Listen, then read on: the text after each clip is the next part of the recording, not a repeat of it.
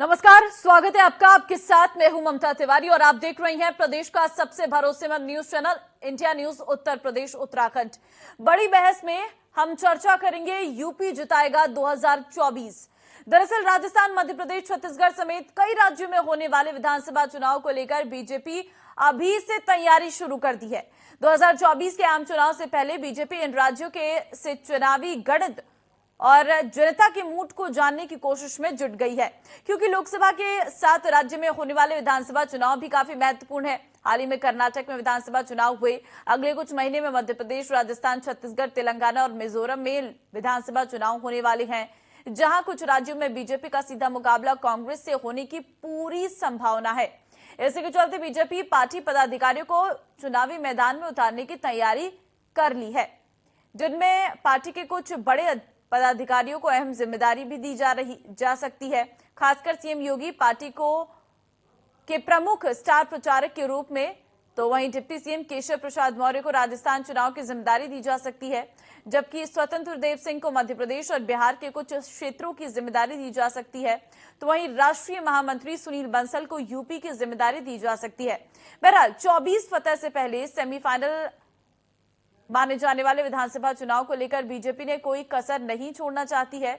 इसी मुद्दे पर बड़ी बहस में हम चर्चा करेंगे। हमारे साथ खास पैनल भी जुड़ेगा। चर्चा करने से पहले हम आपको दिखाते हैं इंडिया न्यूज की एक खास रिपोर्ट। चुनावी वाले राज्यों का प्रभारी बनाया जा सकता है। आपको बताते चले कि इसी साल विधानसभा चुनाव होने हैं और ऐसे में कई बड़ी जिम्मेदारियां सौंपी जा रही हैं भारतीय जनता पार्टी के बड़े नेताओं को। राजस्थान, मध्य प्रदेश, छत्तीसगढ़ सहित अन्य राज्यों के विधानसभा चुनाव में उत्तर प्रदेश की अहम भागीदारी रहेगी। प्रदेश के कई भाजपा पदाधिकारियों को इन चुनाव में प्रभारी और सह प्रभारी सहित कई जिम्मेदारियां भी दी जा सकती हैं। मैं अगर आपको ये भी बता दूं कि उप मुख्यमंत्री केशव प्रसाद मौर्य को राजस्थान चुनाव में जिम्मेदारी दी जा सकती है। उन्हें वहां का जो प्रभारी है और सह प्रभारी, इसकी जिम्मेदारी मिल सकती है। क्योंकि स्वतंत्र देव सिंह की बात करूं तो मध्य प्रदेश के चुनावी काम में लगाया जा सकता है, क्योंकि पिछले चुनाव में भी उन्हें यही जिम्मेदारी दी गई थी और इस बार भी यही सारी बातें निकल के आ रही हैं। मोदी सरकार के 9 साल के जश्न में राष्ट्रीय महामंत्री सुनील बंसल उत्तर प्रदेश में अभियान की जिम्मेदारी देख रहे हैं ऑलरेडी, और केशव प्रसाद मौर्य को महाराष्ट्र, स्वतंत्र देव सिंह को बिहार और कुछ लोकसभा क्षेत्रों की भी जिम्मेदारी दी जा सकती है। वहीं आपको ये भी बताती चलूं कि उत्तर प्रदेश के मुख्यमंत्री योगी आदित्यनाथ का नाम जो स्टार प्रचारक सूची में है, उसमें भी डाला गया है। चुनाव को जिताने की अहम जिम्मेदारी इन तमाम नेताओं को दी गई है। अब देखने वाली बात यह होगी कि इतना फेरबदल करने के बाद इसी साल जो विधानसभा चुनाव होने हैं उस पर ये जो भागीदारी रहेगी इन बड़े नामों की भारतीय जनता पार्टी में, वो क्या गुल खिलाएगी भारतीय जनता पार्टी की जीत को लेकर के आगामी चुनाव में। लखनऊ से वीडियो जर्नलिस्ट गौरव के साथ मैं निकिता सरीन, इंडिया न्यूज के। चलिए आगे 2024 का क्या प्लान है, और क्योंकि यूपी से 2024 क्या आगे बीजेपी जीतने की रणनीति बना रही है, इसी मुद्दे पर चर्चा करेंगे। खास मेहमानों का पैनल हमारे साथ है। संजय चौधरी, प्रवक्ता बीजेपी से, तारिक खान, समाजवादी पार्टी से प्रवक्ता, राज शर्मा, कांग्रेस प्रवक्ता, और दिलीप यशवर्धन, राजनीतिक विश्लेषक हमारे साथ है। बहुत धन्यवाद आप चारों लोगों का हमारे साथ जुड़ने के लिए। सबसे पहले दिलीप जी, आपसे सवाल करूंगी, ये 2024 की जो रणनीति है, क्योंकि उत्तर प्रदेश एक ऐसा राज्य है, सबसे ज्यादा यहाँ पर लोकसभा सीटें हैं और केंद्र की सत्ता का सबसे ज्यादा असर भी उत्तर प्रदेश पर ही होता है और उत्तर प्रदेश का असर सीधे केंद्र पर होता है। ऐसे में बीजेपी जो अपने नए फॉर्मूले के साथ आ रही है, क्योंकि आने वाले समय में कई जगह पर विधानसभा चुनाव है, चाहे फिर मैं राजस्थान की बात कर लूं, मध्य प्रदेश, छत्तीसगढ़, यहां पर भी जो जिम्मेदारियां हैं वो उत्तर प्रदेश के नेताओं को दी जाएगी। ये जानकारी बीजेपी की सामने आई है। क्या लग रहा है कि उत्तर प्रदेश के नेताओं को अन्य राज्यों में जिम्मेदारी देने से जो लोकसभा का चुनाव है वो थोड़ा आसान हो जाएगा और चीजों को समझा जाएगा विधानसभा चुनाव के लिहाज में? ममता जी, पहली बात, एक ट्रेडिशनल स्टेटमेंट चला आ रहा है कि दिल्ली का रास्ता उत्तर प्रदेश से होकर निकलता है। ऐसा सत्य नहीं है कि सिर्फ उत्तर प्रदेश से ही दिल्ली का रास्ता निकलता है। उत्तर प्रदेश की एक बड़ी भागीदारी जरूर होती है दिल्ली की सत्ता में। और ये स्टेटमेंट तब से चला आ रहा है जब उत्तराखंड भी उत्तर प्रदेश का पार्ट हुआ करता था। तब उत्तर प्रदेश बहुत बड़ा प्रदेश माना जाता था और यहाँ की विधानसभा लोकसभा सीटें जो है वो केंद्र की सत्ता में एक बहुत बड़ी भागीदारी निभाया करती थी, अभी भी है। लेकिन सिर्फ उत्तर प्रदेश ही दिल्ली का रास्ता तय नहीं करता है, बाकी जो 29-30 राज्य हैं वो भी दिल्ली का रास्ता तय करते हैं। अब रहा आपका जो सवाल की जो उत्तर प्रदेश के नेता है उनको अलग अलग राज्यों का प्रभारी बनाया जाएगा, उनको कमान दी जाएगी, तो अभी देखिए जो कर्नाटका के चुनाव हुए और जो हिमाचल के चुनाव हुए, उन दोनों चुनाव में भारतीय जनता पार्टी को शिकस्त देखनी पड़ी। और आने वाले 5 राज्यों के जो अभी चुनाव होने हैं वो एक बहुत बड़ा फैक्टर होंगे ये तय करने के लिए कि भारतीय जनता पार्टी की स्थिति 2024 में क्या हो। ये ऑलमोस्ट सत्य है कि 2024 में भारतीय जनता पार्टी की ही सरकार बनेगी। कारण ये नहीं कि भारतीय जनता पार्टी का मैंडेट बहुत बड़ा है।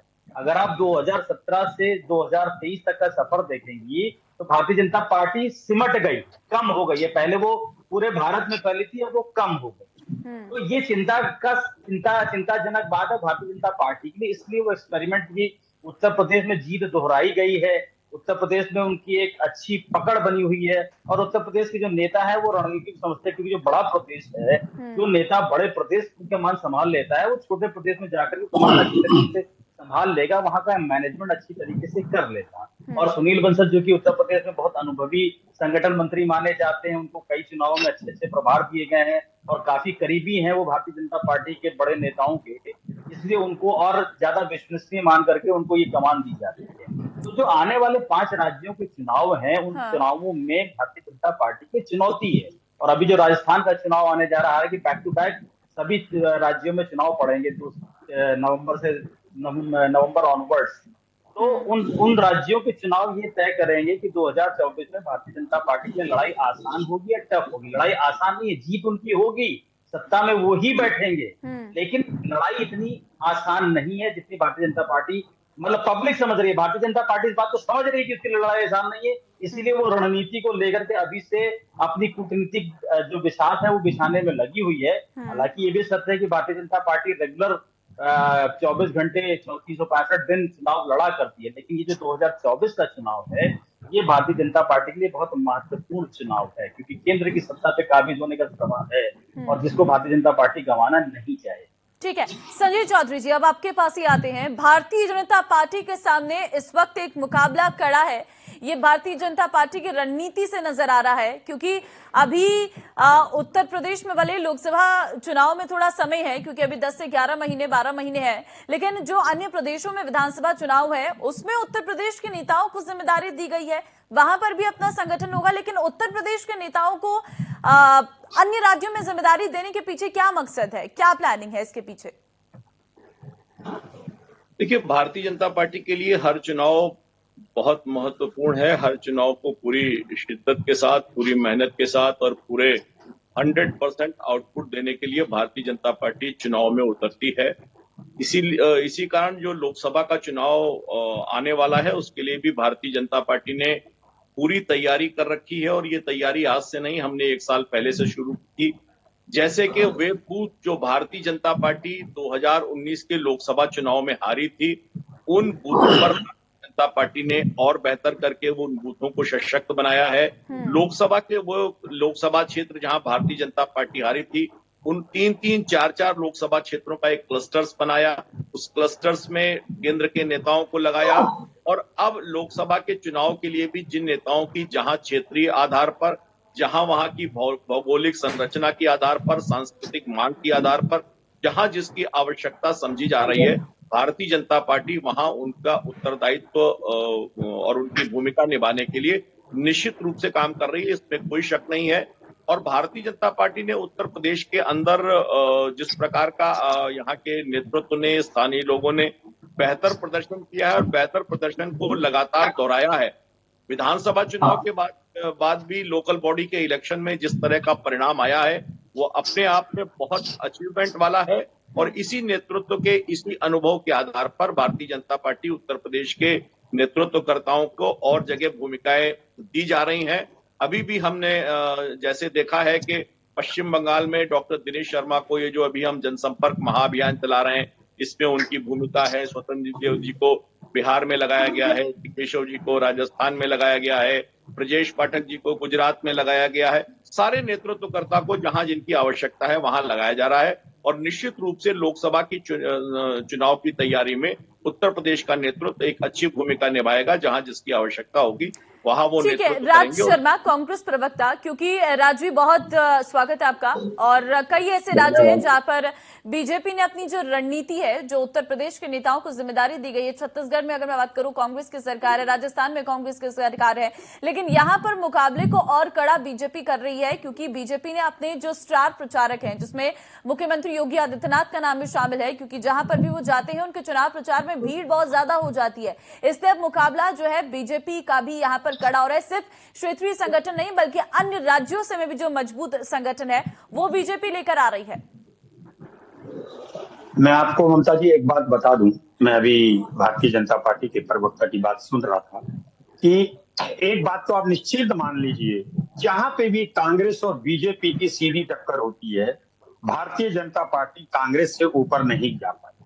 इसका ताजा उदाहरण यही है, हिमाचल ले लीजिए आप, चाहे कर्नाटका ले लीजिए, और आने वाले जो चुनाव हो रहे हैं जिसमें छत्तीसगढ़ में हमारी सरकार है, राजस्थान में, ये रिपीट तो हम करेंगे। लेकिन जो मध्य प्रदेश में भी, मैं आज भी मानता हूं कि मध्य प्रदेश में हमारी सरकार होनी थी, लेकिन डकैती मार के कुछ एमएलए को चोरी कर लिया गया, डरा दिया गया, इसलिए आज भारतीय जनता पार्टी की सरकार है। लेकिन इस बात को भी भारतीय जनता पार्टी को समझना चाहिए कि अब जो चुनाव होगा वो भावनात्मक रूप से नहीं होगा, वो धर्म के नाम पे नहीं होगा। पिछले 2 चुनाव इन्होंने केंद्र के धर्म के नाम पे जीत लिए, क्योंकि हम लोग भोली भाली जनता है, हम लोगों को लगता है धर्म ही सब कुछ है। लेकिन आप इस बात को मानेंगे कि जब ऋषि सुनक साहब को चुना गया तो तब धर्म के नाम पे नहीं चुना गया था। धर्म जब चुना गया, उन्हें जब माना गया कि ये देश को आगे बढ़ा सकता है, तो देश की और प्रदेश की सारे जनता ये जानने लगी है कि भारतीय जनता पार्टी जिस भावनात्मक रूप से मतदाताओं ने चुना था उसमें ये बिल्कुल फेल हो गई है। इनको नंबर देने की तो बात छोड़िए, मैं तो कहता हूं जनता इनकी कॉपी को भी जांचना नहीं चाहती है।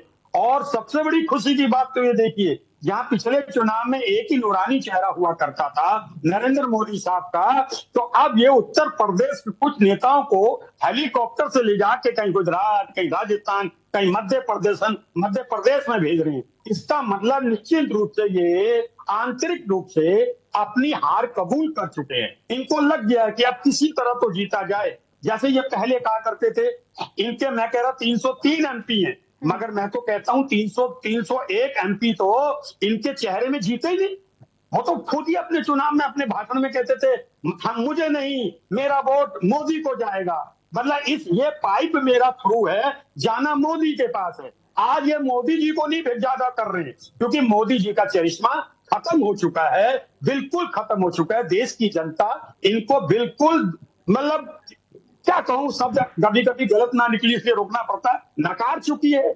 और निश्चित मानिए कि उत्तर प्रदेश की अगर बात कहूं तो 2019 का चुनाव तो था, उसी को उससे ज्यादा हम अच्छी दिलीप जी, जो राज शर्मा जी कह रही हैं, क्या आपको लगता है कि ये जो बातें कांग्रेस की तरफ से कही जा रही हैं इसका कोई असर होगा? क्या ये जो प्रधानमंत्री तो खैर करेंगे ही, चुनाव प्रचार अभी उनका शेड्यूल अलग रहता है, लेकिन उत्तर प्रदेश के हम जिक्र कर रही हैं, ये जो बातें राज शर्मा की तरफ से कही जा रही है, इस पर जरा आपसे रिएक्शन लेना चाहूंगी। देखिए ममता जी, राज शर्मा जी की 2 प्रदेश जीत चुके हैं, इसलिए इनके हौसले बुलंद हैं और उन्हें भी चाहिए। लेकिन अगर केंद्र की बात करें तो केंद्र में कांग्रेस को अपना आकलन करने की जरूरत है। केंद्र में जो भूमिका हुआ करती थी 2014 के पहले, जो उसकी पकड़ हुआ करती थी, वो पकड़ आज की डेट में नहीं है, कांग्रेस भी जानती है। अब आने वाले जो 5 राज्यों के चुनाव है उसमें अगर ये राजस्थान बचा ले जाए, छत्तीसगढ़ अगर ये कह रहे हैं बचा ले जाएंगे अपना, अगर बचा ले जाते हैं तो हो सकता है कुछ करिश्मा हो जाए 2024 में। लेकिन 2024 में कांग्रेस की साख अभी इतनी मजबूत नहीं है कि जनता इनको केंद्र की सत्ता दे।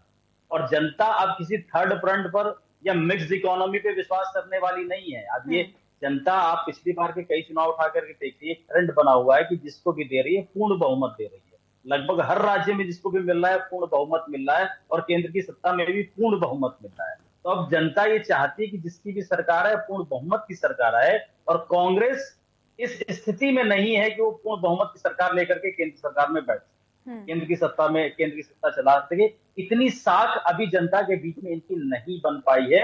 और 2024 बहुत कम समय रह गया है 2024, और मुझे नहीं लगता है कि कांग्रेस अपनी साख वापस पा पाएगी। ठीक है तारिक खान जी, अब आपके पास आऊंगी, क्योंकि समाजवादी पार्टी का तो 2024 को लेकर एक अलग चिंतन मंथन चल रहा है। अरविंद केजरीवाल से मुलाकात हुई है, ये थर्ड फ्रंट जो है जो बन रहा है, क्या आपको लग रहा है ये थर्ड फ्रंट कुछ करिश्मा कर पाएगा या बन भी पाएगा? अभी बना भी नहीं है, ये बन रही जा रहा है, लेकिन उसके लिए ही बीजेपी ने अपनी पूरी रणनीति को तैयार कर लिया है।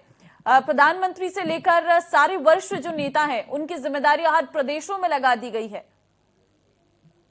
बीजेपी अपना जो करना चाहे वो करे, लेकिन समाजवादी पार्टी ने अपने जो जिस हर लेवल पर अपने आप को मजबूत करने का हम शिविर कर रहे हैं और राष्ट्रीय स्तर पर भी एक गठबंधन तैयार करने की कोशिश प्रयास चल रहा है कि जो लोग भी चाहते हैं कि जो भारतीय जनता पार्टी की नीतियां हैं, जो लोग बैठ के दिन भर टिफिन खाते हैं, तो वो टिफिन खाना अगर बंद हो गया हो तो अब थोड़ी जनता के बारे में भी चिंता कर ले। अगर उसको हम कनेक्ट कर ले जाएं और एक कॉमन मिनिमम प्रोग्राम के साथ एक नेशनल प्लेटफॉर्म पे अगर सभी लोग आ जाएं, जो नीतीश जी कोशिश कर रहे हैं, तो अभी उसकी प्लानिंग चल रही है। अगर वो हो जाता है तो बहुत अच्छी बात है।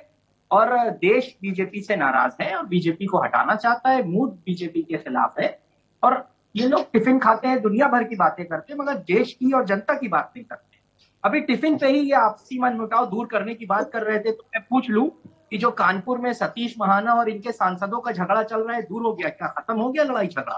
तो ये स्ट्रैटेजी और प्रदेश के नेताओं को बाहर भेजने से पहले प्रदेश में जो झगड़ा चल रहा है उसको तो निपटा लें ये लोग। नंदी और डिप्टी सीएम मौर्य जी का झगड़ा चल रहा है, वो निपट गया क्या? जो टिफिन खा के दोनों लोगों ने टिफिन साथ में खा लिया, पूरी सब्जी खा ली, जीएसटी दही साथ में खाई होगी जिसपे जीएसटी लगाया था, महंगा कर दिया था, खा लिया, सब खाना पीना हो गया हो, तो ये भी बताएं कि जो झगड़ा था यहाँ के नेता और वही मौर्य जी राजस्थान में गए थे जिनके सामने ही जिंदाबाद वहां के सीएम के नारे लग रहे थे। अभी कुछ ही दिन पहले की बात, जयपुर में वहां पर उन्हीं के सामने डिप्टी सीएम गए थे, वहां पर माली समाज का एक प्रोग्राम था, वहां उन्हीं के सामने अशोक गहलोत जिंदाबाद के नारे लगने लगे। तो अभी इतने बड़े नेता नहीं है कि बाहर भेजे, मगर ये काम बीजेपी का है। बीजेपी जाने किसको बाहर भेजना है। हम तो चाहते हैं कि आप बांग्लादेश में भी प्रचार करा लीजिए मौर्य जी से या इन लोगों से, आसपास के नेपाल में प्रचार करा लीजिए, ये आपकी इच्छा है, हमसे उससे क्या मतलब। लेकिन बताया था कि टिफिन करके मौन मुटाव दूर करेंगे,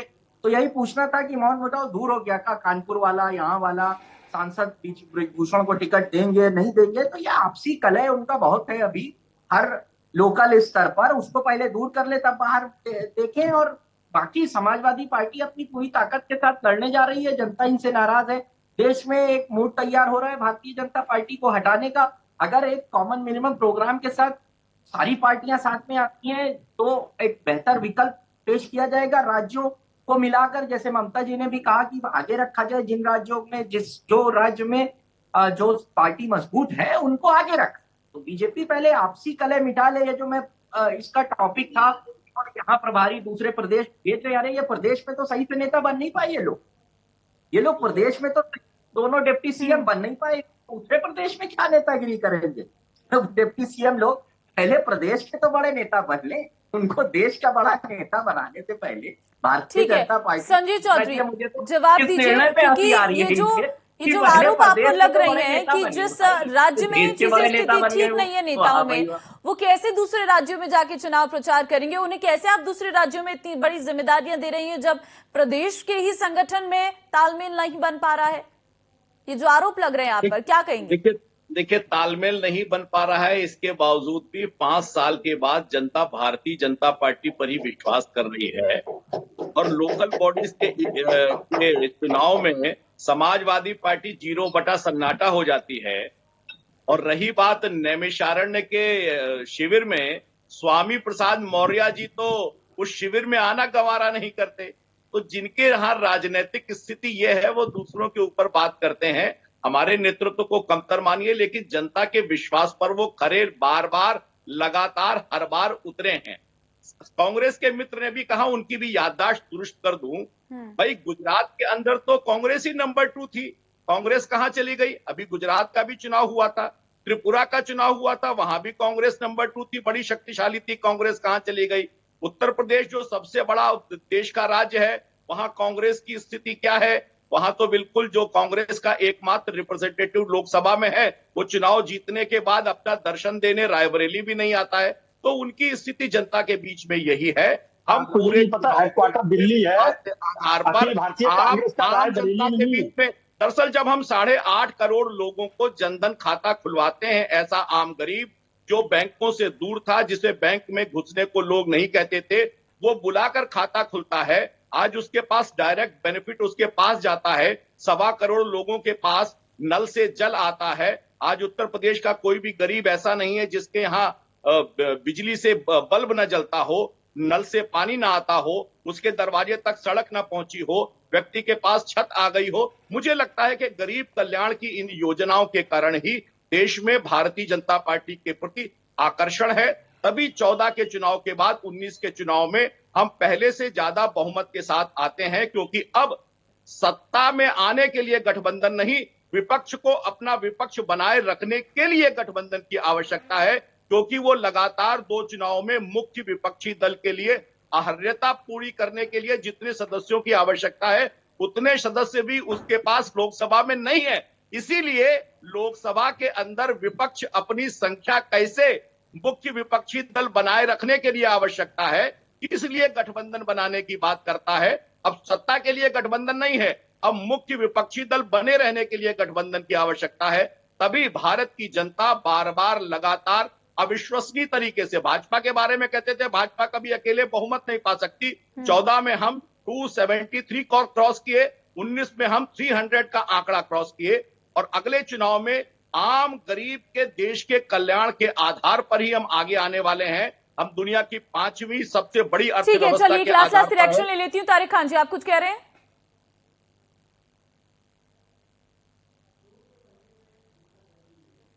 आपने अपने आप को म्यूट कर लिया, आप एक बार अनम्यूट करिए।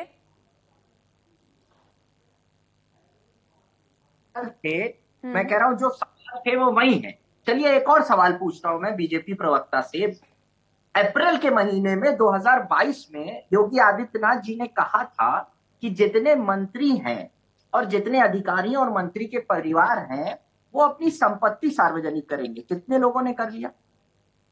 हर मंत्री चुनाव लड़ा है, और चुनाव के अंदर जो एफिडेविट दिया जाता है उसको जरा जाकर देख लीजिएगा। उसमें बीच में न बोले, सवाल पूरा कर लो। मैं पहले सवाल पूरा कर लो, सवाल पूरा कर लो, ज्ञान को दुरुस्त कर पूरा कर लो।